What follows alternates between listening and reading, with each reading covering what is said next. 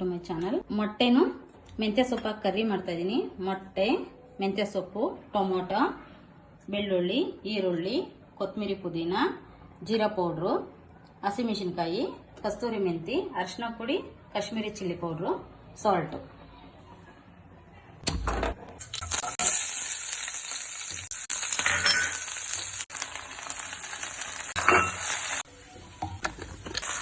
ಅರಿಶಿನ, Kashmiri chilli, jeera powder, ಕಸ್ತೂರಿ ಮೆಂತಿ,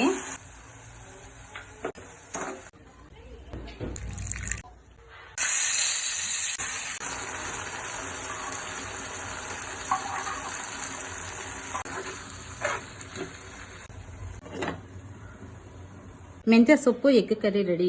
ರುಚಿಯಾಗಿ ಮೆಂತ್ಯ ಸೊಪ್ಪಲ್ಲಿ ಅಡುಗೆ ಮಾಡ್ಕೋಬಹುದು. ಮೆಂತ್ಯ ಸೊಪ್ಪು ಆರೋಗ್ಯಕ್ಕೆ ತುಂಬಾ ಒಳ್ಳೆಯದು.